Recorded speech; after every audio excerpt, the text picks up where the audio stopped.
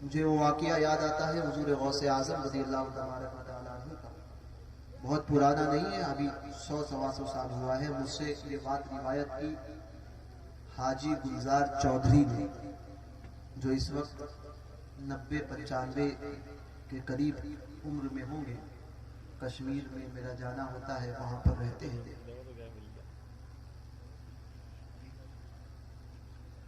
उनसे ये बात रिवायत की उनके वालिद ने, और इस वाक़ये को देखने वालों में उनके वालिद मौजूद थे। उस राजा रणजीत सिंह ने एक बहुत बड़ा कुछ जानवरों को उसने पाला था। उसमें उसने एक शेर के जोड़े को भी रखा था। शेर और शेरनी का एक जोड़ा मौजूद था। वो वहां पर मौजूद था क्योंकि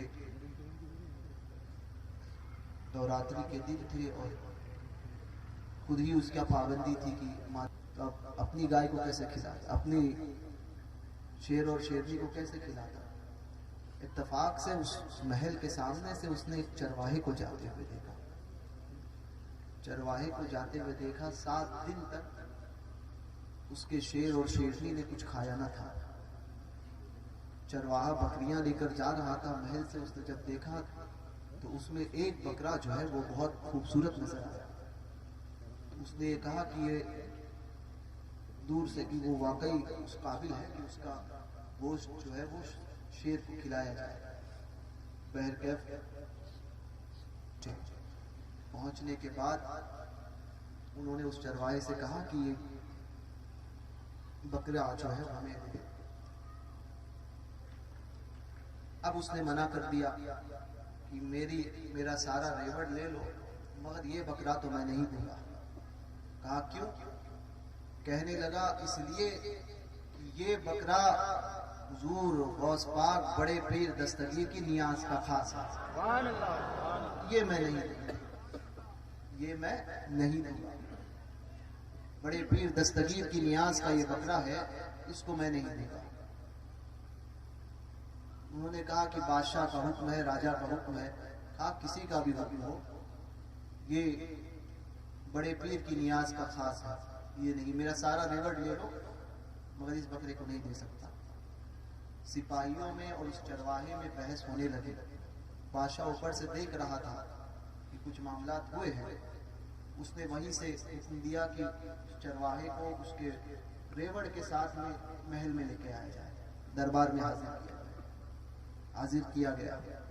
बादशाह ने पूछा क्या मामला है?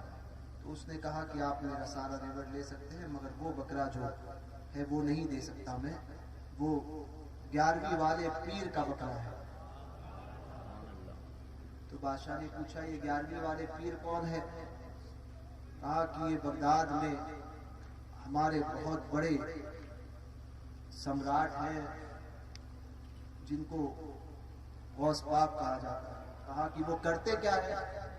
कहा मुसीबत में लोगों की मदद करते हैं। तो उसने राजा ने पूछा कि अच्छा ये बताओ कि वो कितने साल हो गए, कितने साल के हैं? कहा कि उनका विसाल होकर तो 700 साल से ज्यादा अरसा हो गया। तो बोले अब भी मदद करते हैं? हाँ हाँ अब भी मदद करते हैं। बादशाह ने कहा कि फिर ठीक है, अब तो इसी बकरे को जो है वो मैं लूंगा। मैं भी देखता हूं कि 11वीं वाले पीर तेरी मदद कैसे करते हैं। क्योंकि बादशाह राजा का हुक्म, अब उसके आगे आजिज बात हो गई। अब 7 दिन का भूखा जोड़ा शेर और शेरनी का। राजा ने हुक्म दिया कि एक मैदान में, खुले मैदान में उस शेरनी को जो है वो और शेर को जो है वो लाया जाए। उसके चारों तरफ से जालियों का इंतजाम किया जाए। जालियों के बाहर आवाम खड़े हो ताकि देखें कि भूखा शेर, वो भी 7 दिन का हो, तो वो अपने शिकार पर कैसे झपटता है और कैसे अपना शिकार करता है।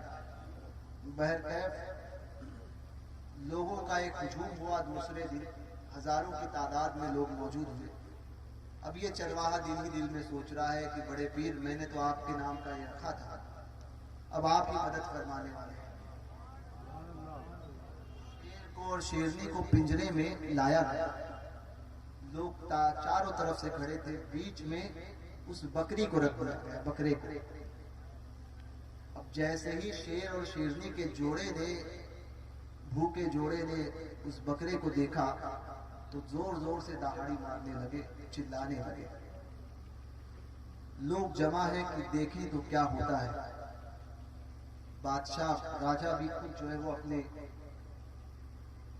मुकम्मल अवाम के साथ और अपने फौज के कुछ अहम अहबाब के साथ वहां पर मौजूद थे।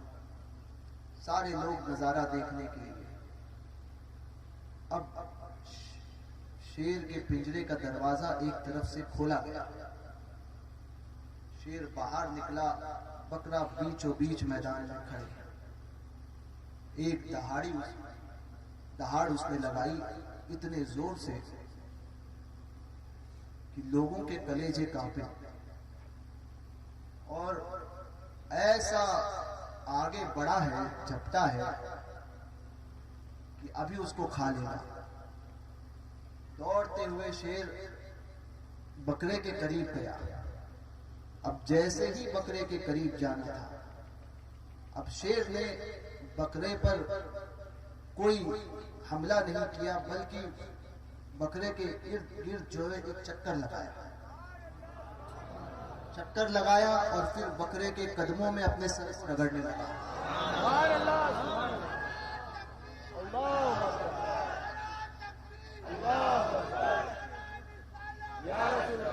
बकरे के सर कदमों पे अपने सर को रगड़ने लगा और वहीं पर जाकर खामोश बैठ गया। बकरा अपने इत्मीनान में खड़ा है। अब लोग कहने लगे ये क्या हुआ। राजा से उसके वजीरों ने कहा कि ये इत्तेफाक हो सकता है। राजा कहता है कि ये इत्तेफाक नहीं हो सकता, ये 11वीं वाले पीर का कमाल है।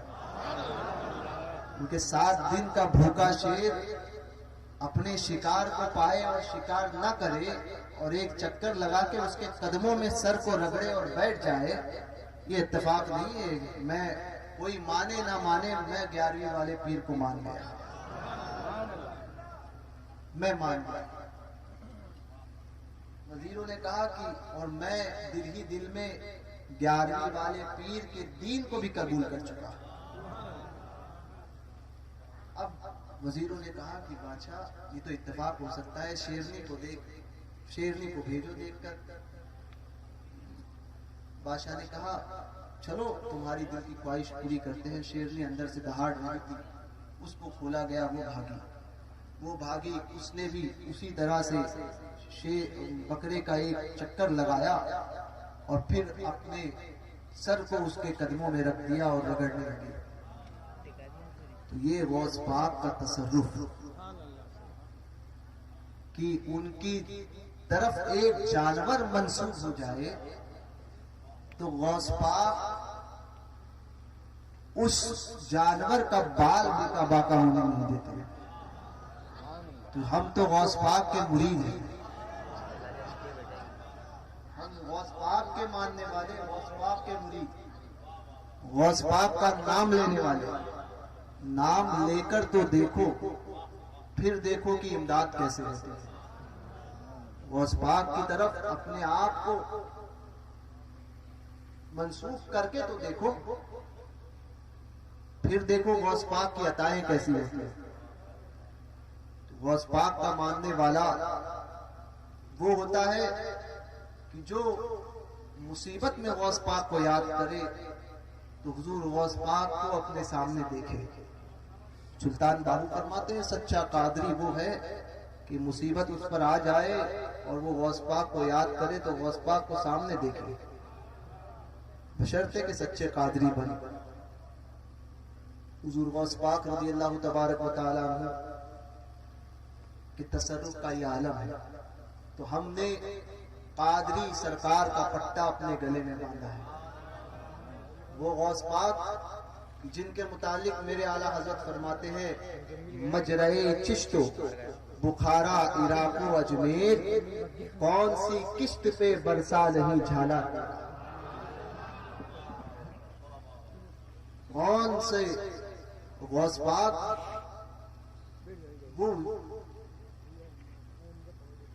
ऐसे तसर्रुफ वाले आते कि कोई वली किसी सिलसिले से वाबस्ता वो वली बन ही नहीं सकता जब तक गौस पाक का फैजान उस पर नहीं।